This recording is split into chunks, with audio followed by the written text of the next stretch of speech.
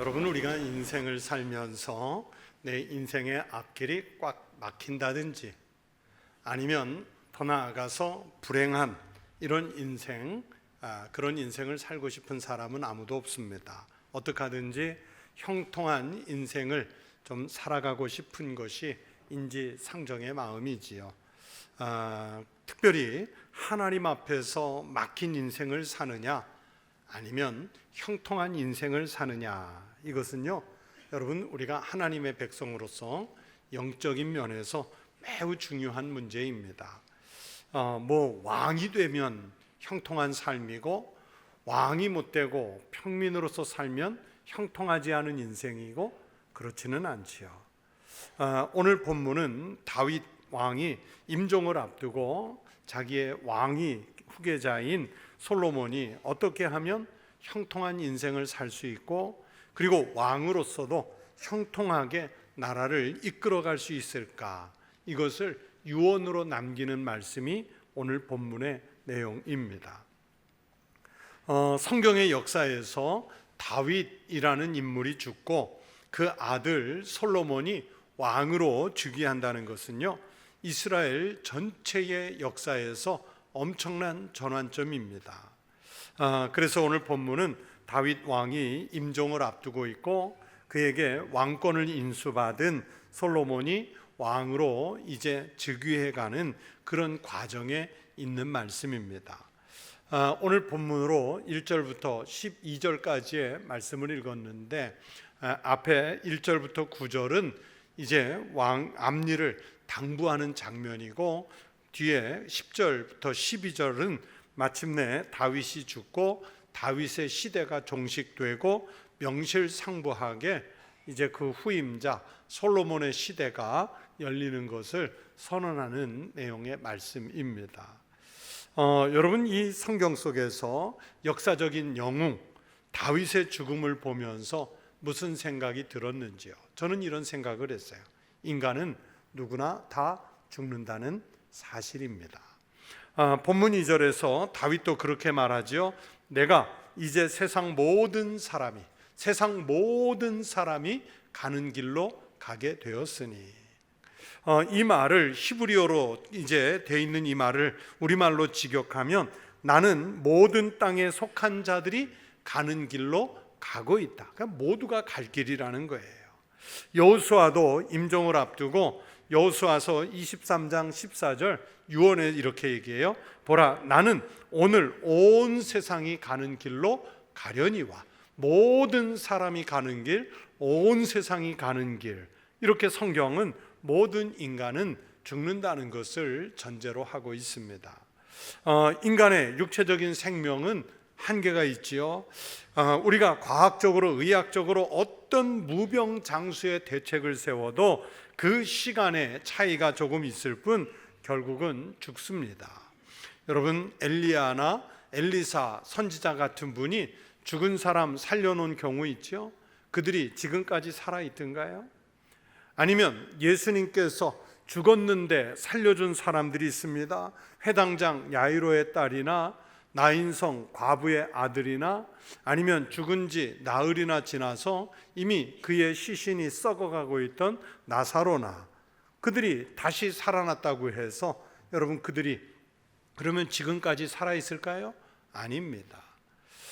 베드로 사도가 살려준 다비다란 여인도 다시 살아났지만 죽었고요. 또 사도 바울께서 설교를 듣다가 떨어져 죽은 유두고라는 청년을 살려냈지만 그 청년도 지금은 죽어 세상에 없습니다. 이렇게 인간의 육체적인 생명은 반드시 한계가 있습니다. 모든 사람이 죽는다는 것을 모르는 사람은 아무도 없습니다. 다른 사람이 죽어가는 것, 내 이웃, 내 가족, 내 공동체 속에 있는 사람들이 죽는 것을 보면서 우리 모두는 죽는다 하는 것을 압니다. 그런데 한 가지 모르는 게 있어요. 나 죽는 건 몰라요. 많은 사람들이 내가 죽는다는 사실을 몰라요. 그래서 나는 안 죽는 줄 알아요. 여러분, 그러나 우리는 모두 죽는다는 사실을 알아야 겸손합니다. 이 사실을 늘 인지하고 있어야 하나님 앞에서 겸손할 수 있고 사람들 앞에서도 겸손할 수 있습니다. 이 사실을 깨달아야 하루를 살지라도 주님을 위해서, 이웃을 위해서, 그리고 모든 이들의 평화를 위해서 살고자 하는 사명감이 일어납니다. 자기가 죽을 것을 모르는 사람이 제일 무지한 사람이고, 이런 사람은 교만하고요, 그러다 자기 마음대로 행하다가 죽을 때 안 죽으려고 발버둥을 쳐보지만 죽음은 그를 피해가지 않습니다. 아무도 피해가지를 않습니다. 이스라엘 역사에서 소멸될 것 같지 않던 다윗의 죽음은 그런 모습을 적나라하게 보여줍니다. 다윗도 죽는다는 것이 다시 한번 우리를 겸손하게 합니다. 언젠가 우리는 죽을 것이라는 생각 때문에 그렇다고 우리가 무슨 겁을 먹고 죽음이 두려워서 불안해하고 하는 것이 아니라 오늘 하루라도 최선을 다해서 성실하게 살고 하나님의 영광을 위해서 살겠다는 이 마음을 품는 것이 신앙인들의 바른 마음입니다. 시인 윤동주가 시에서 그러잖아요. 죽는 날까지 하늘을 우러러 한 점 부끄러움이 없기를. 바로 이 마음으로 살아가는 것이 신앙인들의 올곧은 자세입니다. 이렇게 다윗의 죽음을 보면서 우리 모두가 이 길을 가야 한다는 것을 깨닫고 더욱 겸손한 생애를 살아가는 믿음의 성도들이 되시기를 바랍니다. 그런데 이 본문에서 다윗이 임종을 앞두고 솔로몬에게 당부하고 있는 내용, 즉 유언하는 것을 보면 어린 왕에게 당부하는 내용 같지요. 너는 힘써 대장부가 되라 하고 했는데 이 말의 뜻은 뭐냐면 너는 강하게 되어라, 그리고 남자가 되어라, 이런 의미입니다. 뭐 솔로몬이 여자여서 그 말을 한 게 아니에요. 여러분, 어느 부모나 자식이 아무리 나이가 들어도요, 자식은 늘 어려 보이고요, 자식은 늘 걱정의 대상이에요. 그래서 90 가까운 어머니가 60 넘은 아들이 외출하려고 하니까 뭐라 그런대요? 오늘 그렇지, 차 조심해라. 이게 부모의 마음이에요. 역대상 29장 1절에서 다윗이 솔로몬을 뭐라고 하냐면 아직 어리고 미숙하며 라고 말하는 것으로 보아서 다윗도 보통의 부모의 마음으로 이 아들을 대했다는 것을 알 수 있습니다. 그리고 실제로요, 솔로몬은 다윗의 많은 아들들 가운데 아주 어린 아들이었기 때문에 그에게 왕위를 물려주면서 더 염려가 되는 마음이 컸을 것으로 짐작됩니다. 고대 유대의 유명한 역사가 중에 요세푸스라는 분이 있는데, 이 고대의 역사가 요세푸스는 솔로몬이 이 본문 속에서 왕위를 이어받을 때 약 14살이었지 않았을까, 그렇게 기록을 하고 있고요. 또 조금 더 나아가는 어떤 학자들은 솔로몬의 나이가 12살이었을 것이라 이렇게 말하는 분들도 있고요. 대부분의 학자들은 아무튼 20은 넘지 않은 그런 어린 나이였을 것이라고 보고 있습니다. 그래서 다윗이 이제 아버지는 없지만 어린 왕이 형통한 왕이 될 수 있도록 그 길을 교훈해 주는 것이 바로 오늘 본문의 내용입니다. 그러면 그 어린 아들에게 무엇을 당부하고 있을까요? 첫째는 여호와 하나님의 명령을 잘 지키라는 당부를 합니다. 하나님께서 말씀하시는 도를 떠나지 말고 그 길을 지켜서 가라는 것이지요. 그 법률과 계명과 율례와 증거를 모세의 율법에 기록된 대로 지키라, 이렇게 간곡하게 당부하고 있습니다. 바로 그것이 가장 선하고 의롭게 통치하는 길입니다. 그렇게 하면 모든 일이 형통할 것이라. 어디에 가서 무엇을 하든 무엇을 하며 어디를 가든 형통할 것이라고 축복합니다. 모든 일이 뜻과 같이 될 것이라는 의미죠. 히브리어로 오늘 본문 속에 이 형통할지라 하는 말, 이 말을 타스킬이라고 하는데, 이 타스킬이라는 말은 지혜롭게 되다, 이런 뜻을 가지고 있어요. 무슨 말입니까? 누가 지혜롭게 됩니까? 하나님의 계명을 지키는 사람이 바로 지혜로운 사람이고, 그 지혜로운 사는 사람이 사는 길은 하나님께서 형통하게 해 주실 것이라는 의미에서 지금 다윗은 이 말씀을 하고 있습니다.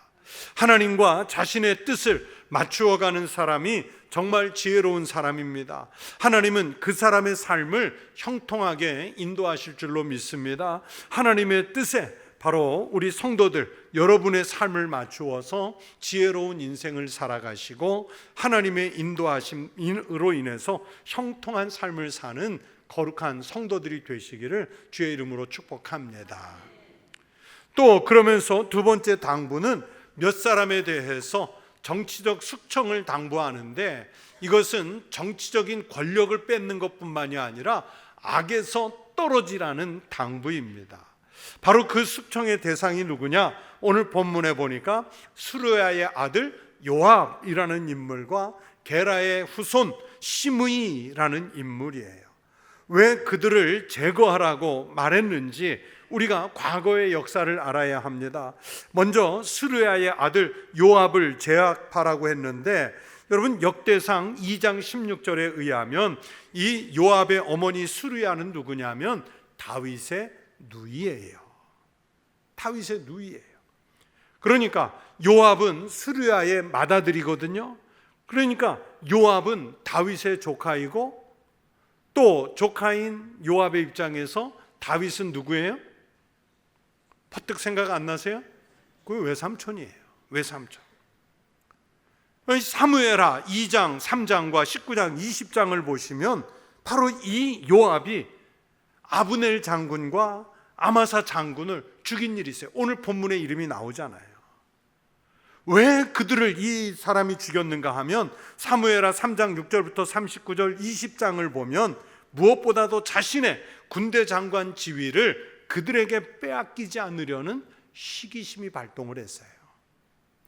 그 사건에 대해서 다윗이 오늘 본문에 수르야의 아들 요압이 내게 행한 일이라고 해서 다윗 자신이 그 일로 인해서 얼마나 많은 심적 고통을 겪었는지, 이 요압이 이 아브넬과 아마사 장군을 죽였지만 결국은 이건 뭐냐면 다윗을 멸시하고 다윗의 왕권에 도전을 한 것 같은 그런 인상을 받았던 거예요. 이 요압이 다윗에 대해서만큼은 끝까지 충성을 바친 훌륭한 장군이었지만, 그러나 사무엘 하에 등장하는 기록들을 보면 사무엘하 18장 5절과 8절에 요압은 좀 지나치게 방자한 면이 있고요, 또 사무엘하 3장 27절 18장 14절에 보면 성격이 거칠었던 인물이에요. 그런 요압이 저지른 인생 최대의 실수가 아브넬을 죽이고 아마사를 죽인 일입니다. 다윗이 그 피 흘린 사건을 오늘 본문에서 뭐라고 합니까? 그가 그들을 죽여 태평시대의 전쟁의 피를 흘리고 그랬어요. 왜 그랬는가 하면, 여러분 이 아브넬이 누구냐면 사울 왕, 다윗의 전임 사울 왕의 군대 장관이었고요, 또 아마사는 누구였는가 하면 자기에게 반란을 일으켰던 아들 압살롬이 있잖아요. 그 압살롬의 군대 장관이었어요. 그러니까 다윗의 입장에서도 보면요, 적장들이에요. 적장이에요. 하지만 적장이었지만 다윗은 이 아브넬과 협상을 해서 평화적으로 남북 왕국이 갈라져 있던 것을 통일하려고 했고요, 또 아마사를 비록 아들에게 돌아섰던 장군이지만 중용해가지고 내란을 종식시키고 왕국을 재정비하려고 하는 그런 마음이었는데, 요압이 이제 다윗 왕이 하려고 했던 그 평화를 깨버렸어요. 다윗의 노력을 일거에 무너뜨리고 말았어요. 만약에 요압이 전쟁에 나가서 그 정정당당하게 싸워서 아브넬을 죽였다든지 아마사를 죽였다든지 뭐 그렇게 싸웠다면 그건 책망할 일이 아니에요. 여러분 지금 이스라엘과 팔레스타인이 여전히 전쟁이 진행되고 있잖아요. 근데 이 양측이 다 비난을 받습니다. 하마스는 하마스대로 불법적으로 민간인을 인질로 삼고 총알바지 삼고 고문하고, 또 이스라엘은 이스라엘대로 이 가자 지구에서 엄청나게 불법적인 전쟁을 하고 있어요. 심지어 양식을 받기 위해서 줄을 선 그 난민들에게 총질을 해대기도 하고, 이거는 소위 말하는 정당 전쟁이라고 있는데, 이 정당 전쟁에서 벗어난 불법적인 전쟁이에요.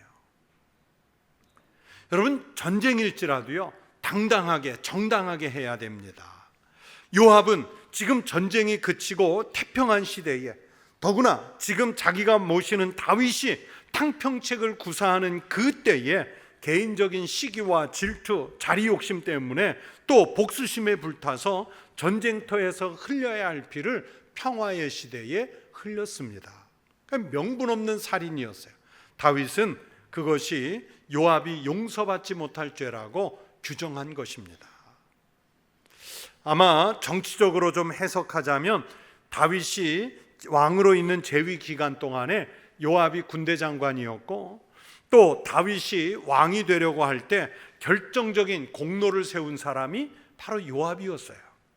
그런 요압을 제거하는 것이 민심의 동요를 불러올 수도 있고, 자신의 권세를 유지하는 데도 어려움이 생겼을지 모릅니다.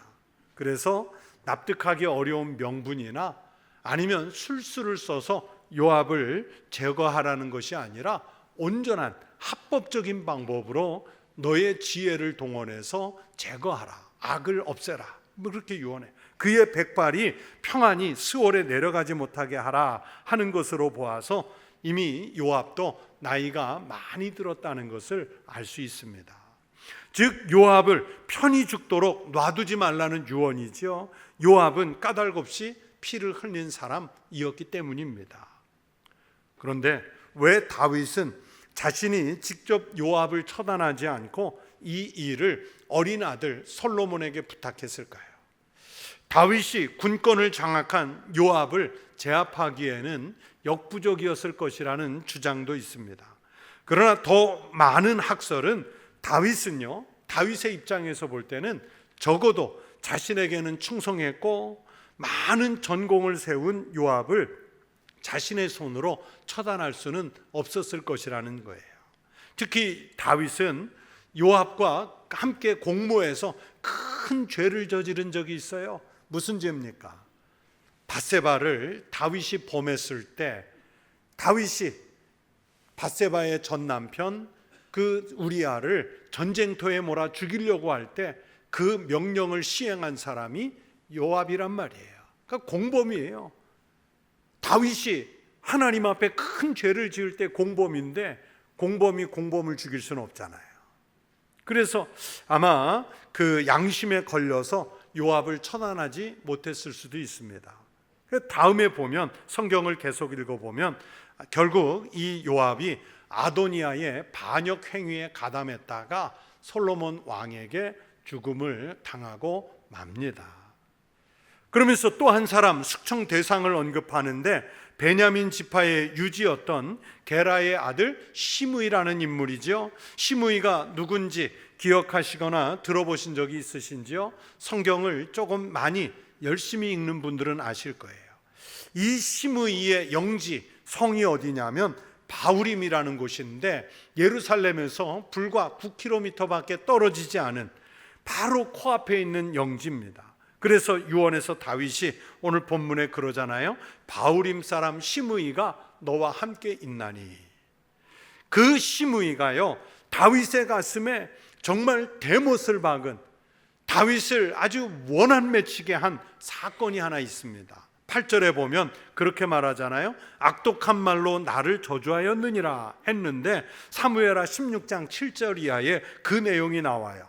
다윗이 압살롬의 반역에 쫓겨서 다윗성을 탈출할 때 다윗이 얼마나 다급하게 탈출했냐면요, 그 긴 머리를 묶지도 못했어요. 의관을 제대로 갖추지도 못했어요. 심지어는요, 신발도 챙겨 신지 못해서 맨발로 도망치는 상황입니다. 얼마나 다급했는지 알 수 있죠. 그런데 그 다윗 왕의 일행이 다급히 도망을 칠 때 시므이가 따라오면서 얼마나 지독한 말로 저주를 퍼부었는지 오죽하면 다윗이 저 심의의 저주 때문에 하나님이 자기를 불쌍히 여겨서 내게 은총을 베풀어 주실지 모르겠다 이렇게 기대할 정도였어요. 그러니까 이 쫓겨가는 다윗 가슴에 아주 그냥 대못을 박았습니다. 그러나 압살롬의 난이 평정된 다음에 다윗이 예루살렘으로 귀환하려니까 이제 시므이가 생명의 위협을 느끼잖아요. 그래서 무려 1000명이나 되는 자기 휘하의 환영단을 이끌고 다윗을 맞이하러 나옵니다. 그러나 그가 요단에 내려와서 나를 영접하기로, 오늘 본문이 그 얘기예요. 아주 이기적인, 아주 기회주의적인 처신을 한 것이 다윗에게는 아주 못마땅했어요. 그러나 압살롬의 군대를 막 진압하고 환궁하는 시점에서 사울 왕의 지파이며 예루살렘의 유력한 지파인 베냐민 지파의 유지를 처형하는 것이 지금 이 혼란스러운 정국을 수습하는데 바람직하지 않다고 판단했습니다.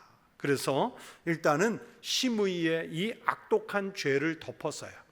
완전히 죄를 용서한 것이 아니라 일시 덮었습니다. 내가 칼로 너를 죽이지 아니하리라 하였노라 했습니다. 이것이 범죄를 용서했다기보다는 심판을 유보했다는 뜻입니다. 그러나 이제 솔로몬의 시대가 열리는데 바로 그 큰 걸림돌, 악의 세력인 시므이를 제거해야만 네가 형통할 수 있을 것이라, 그 유언을 합니다. 하나님의 기름 부음 받은 다윗을 저주와 기회주의적인 처신으로 모욕한 시므이가 요압처럼 백발로 죽지 말고 피를 흘려 심판을 받도록 유언한 거죠. 사실 여러분, 이 성경 속의 시므이 같은 이런 기회주의자들은요, 문제가 발생하면 언제든지 다시 문제를 일으킬 수 있는 소질을 갖고 있어요. 아주 악한 인물이거든요. 암적인 존재예요. 그래서 미리 솔로몬 왕이 형통하려고 하면 이런 악의 세력을 끊어야 한다는 뜻에서 지금 다윗은 유언하고 있습니다. 반면에 보살펴 주도록, 보상을 베풀어 주도록 요청하는 가문이 있습니다. 누구입니까? 오늘 본문 7절을 보세요. 마땅히 길르앗 바르실레의 아들들에게 은총을 베풀어 그들이 내 상에서 먹는 자 중에 참여하게 하라. 내가 내 형 압살롬의 낯을 피하여 도망할 때에 그들이 내게 나왔느니라. 이것도 다윗이 압살롬에게 쫓겨서 생명의 위기, 국가적 위기를 만났을 때 그때의 일을 기억하는 말씀입니다. 사무엘하 17장 29절부터 27절부터 29절을 보면요, 말씀드린 대로 다윗이 도망을 치는데요, 머리도 못 묶었어요. 의관도 못 갖추었어요. 신발도 못 신고 그냥 다급하게 도망쳐요. 또 그러면서 그때 분위기가 어땠느냐? 나라의 모든 민심이 다윗을 떠나 압살롬에게로 향하여, 그렇게 성경은 기록해요. 그러니 지금 막 다급하게 도망치는데 이 와중에 누가 마중을 나오느냐? 다윗의 일행을 돕기 위해서 오늘 이 본문 속에 바르실레와 그 가족들이 마중을 나와요. 다윗이 이렇게 극도의 곤경에 빠져서 도망을 칠 때 도와줄 수 있는 사람이 아무도 없어요. 민심이 다 돌아섰기 때문에 도울 사람이 없는데, 이때에 다윗을 도와준다는 것은요, 뭘 걸어야 하는 것일까요? 생명을 걸어야 돼요.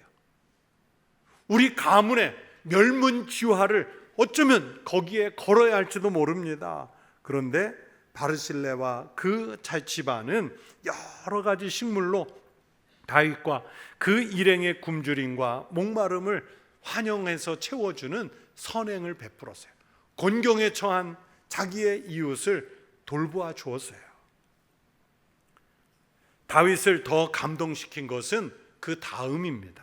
사무엘하 19장 31절부터 39절에 보면 다윗이 압살롬의 난을 진압하고 다시 환궁하는 길에 오를 때 바르실레를 만나서 예루살렘에 함께 가자고 권합니다. 그런데 보세요, 바르실레가 덜컥 그것을 받았을까요? 아니에요. 정중하게 거절을 합니다. 뭐라고 하는지 사무엘하에 이렇게 말씀해요. 바르실레가 왕께 아뢰되 내 생명의 날이 얼마나 있사옵기에 어찌 왕과 함께 예루살렘으로 올라가리이까? 내 나이가 이제 80세라 어떻게 좋고 흉한 것을 분간할 수 있사오며 음식의 맛을 알 수 있사오리이까? 이 종이 어떻게 다시 노래하는 남자나 여인의 소리를 알아들을 수 있사오리이까? 어찌하여 종이 내 주 왕께 아직도 누를 끼치리이까? 당신의 종은 왕을 모시고 요단을 건너려는 것뿐이거늘 왕께서 어찌하여 이 같은 상으로 내게 갚으려 하시나이까? 청하건대 종을 돌려보내옵소서. 내가 내 고향 부모의 묘 곁에서 죽으려 하나이다. 여러분, 역대로 대통령 선거가 끝나고 나면 이제 선거에 빚을 지는 사람들이 나오잖아요.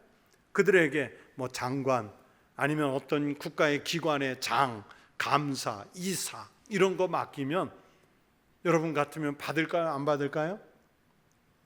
뭘 안 받는 표정을 지으세요. 당연히 받지요. 내가 어쩌면 서운할 수도 있어요. 내가 장관쯤 돼야 되는데 겨우 이사 자리, 감사 자리 이거밖에 안 줘? 그런데 지금 바르실레는 거절하는 거예요. 정중하게. 이 얼마나 아름다운 겸손입니까? 다윗이 앞으로 무엇인가를 베풀어 주겠다 약속은 했지만 구체적인 건 없었어요. 그러나 이제 다윗은 임종을 눈앞에 두고 어린 아들 솔로몬에게 보상을 부탁하지요. 내 상에서 먹는 자 중에 참여하게 하라 하는 이 말씀은 무슨 관직을 줘라, 땅을 줘라, 성을 줘라 이런 당부가 아니라 가족같이 여겨주라는 당부예요. 이보다 좋은 보상이 어디 있습니까? 다윗이 지금 그 부탁을 하고 있습니다. 그래서 성도 여러분, 이렇게 오늘 말씀의 배경을 설명드렸는데 다윗은 그렇게 형통할 수 있는 길 몇 가지를 솔로몬에게 당부하는데 그 당부의 내용들은 오늘날 우리들에게도 영적인 당부입니다. 그 첫 번째, 다윗이 먼저 당부한 것은 대장부가 되라는 것입니다. 무슨 뜻입니까? 다윗은 자신의 생애를 대장부답게 살았어요. 성경에서 말씀하는 대장부의 모습은 무슨 우람한 장수나 아니면 전투를 잘하는 군인의 모습, 이런 대장부 아닙니다. 다윗이 오늘 유언 속에서 이 말을 하는 의도는 인생의 시작과 끝을 하나님께 맡겨드리라는 뜻입니다. 그러면 누가 대장부입니까? 자신의 인간적 한계를 인정하고 오히려 하나님의 절대 주권을 끝까지 신뢰하는 사람, 그런 믿음의 사람, 그분이 대장부예요. 사도 바울도 고린도전서 16장 13절에서 깨어 믿음에 굳게 서서 남자답게 강건하여라 이렇게 말씀했는데, 여러분 사도 바울께서 남자 성도들에게 이 말씀을 하신 걸까요? 아닙니다. 성경을 보시면 교회 안에 남녀노소 모든 교인들에게 하신 말씀이에요. 그런데 남자답게 강건하라는 말씀은 좀 심지를 굳게 해서 흔들림 없는 믿음을 가져야 한다는 것을 강조한 말씀입니다. 어떤 형편에서도 믿음과 의를 놓지 않고 하나님의 뜻을 헤아려서 비겁하지 않는 믿음, 뒤로 물러서지 않는 믿음, 그 믿음을 가지면 하나님께서는 모든 길을 형통하게 해주실 것이라는 것을 솔로몬에게 부탁하고 있습니다. 그러므로 우리 성도들도 삶에 있어서 믿음의 문제만큼은요, 절대 뒤로 물러서지 말고 대장부처럼 흔들림 없는 신앙을 가지시기를 주의 이름으로 축복합니다. 그리고 두 번째, 불의에 대해서는 늘 단호하게 대처하는, 끊어야 돼요. 다윗이 솔로몬에게 요압과 시므이를 정리하라는 것은요, 이건 단순히 사감에 의해서 또는 정치적인 문제가 아닙니다. 하나님 앞에서 불의한 사람은 언젠가는 징계를 받는다는 것을 상징적으로 보여줍니다. 다윗 자신이 그들과 함께했던 사람들이고 어쩌면 그들의 뒤를 봐주었던 사람이라 자기는 정리하지 못했지만, 그러나 다른 누군가 혹은 하나님의 손길에 의해서 이 불의한 사람, 불의한 일은 반드시 심판대에 오르게 된다는 것을 알려주고 있습니다. 다윗은 솔로몬에게 그래서 그 불의를 처단할 것을 당부하는 거예요. 우리도 살다 보면 불의를 범할 때가 있지요. 남들이 모르니까 덮어두고 마는 일도 있습니다. 그러나 여러분, 우리의 불의는 하나님 앞에서 반드시 드러날 날이 있다는 것을 알고 그것이 심판의 대상이라는 것을 아셔야 합니다. 우리 그리스도인들이 복이 있는 것은 우리가 어떤 불의가 있을지라도 하나님 앞에 나와서 우리의 죄를 자백하고 회개하면 하나님은 우리의 죄를 용납해 주시고 받아주시는 하나님이신 줄로 믿습니다. 요한일서 1장 9절에서 말씀하시지요. 만일 우리가 우리 죄를 자백하면 그는 미쁘시고 의로우사 우리 죄를 사하시며 우리를 모든 불의에서 깨끗하게 하실 것이요. 죄를 고백하는 것 정말 힘들고 어렵지만 그러나 우리가 심판받는 것보다는 낫지 않겠습니까? 우리 성도들이 지은 죄가 있으면 모든 불의를 하나님 앞에서 고백하시고 용서함 받아서 날마다 새롭게 채우시는 은혜의 길, 형통한 삶을 살아가시길 축원합니다. 마지막으로 세 번째는 은혜를 주신 분들을 잊지 말라고 그랬어요. 격언에 원하는 흐르는 물에 새기고 은혜는 돌판에 새기라 했는데, 여러분, 다윗은 바르실레로부터 받은 은혜를 수십 년 동안 기억했다가 아들에게 다시 대물림했어요. 그런데 우리는 오히려 거꾸로잖아요. 뭘 기억합니까? 은혜는 잊어버리고 원하는 가슴에 새기고 또 새겨서 수십 년 품고 있어요. 하지만 여러분, 은혜를 기억하고 갚으려는 사람이 많아야 세상이 좋아집니다. 원한을 기억하고 갚으려는 사람 많아지면 세상 불편해집니다. 특별히 주님으로부터 받은 생명의 은혜는 일생 동안뿐만이 아니라 대를 이어서 가문의 유업으로도 남기시기를 바랍니다. 우리가 자녀들에게 아무리 좋은 것 남겨주어도요, 세상적인 것은 소멸돼 없어집니다. 그러나 믿음의 유업, 믿음의 은혜는 남겨주면 남겨줄수록 가문이 형통하게 되는 길인 줄로 믿습니다. 여러분, 자신이나 자녀, 후손들이 형통한 인생을 살게 하고 싶으십니까? 그러면 흔들리지 않는 믿음을 갖게 하십시오. 악에서 멀어지게 하십시오. 악한 사람들과는, 죄에서는 단호하게 절연하고 멀어지게 하십시오. 내게 은혜를 베푸신 하나님께 감사하고 내가 오늘에 이르도록 나를 도와준 많은 이들의 은혜를 기억하십시오. 그래서 다윗의 유언대로 형통한 삶을 살아가는 우리 모든 믿음의 성도들이 되시기를 주의 이름으로 축원합니다. 기도하겠습니다. 하나님 아버지, 우리가 하나님 앞에서 하나님의 말씀과 율례와 도를 믿음으로 잘 지켜서 하나님께서 알고 계시는 형통한 길을 가게 하여 주시옵소서. 악은 단호하게 끊어낼 수 있게 하시고 우리가 베풀어야 할 선행은 잘 기억해서 모든 이들에게 은혜를 끼치는 삶을 살아 하나님께서 우리에게 채우시는 형통한 삶이 되게 하여 주시옵소서. 예수님 이름으로 기도하옵나이다. 아멘.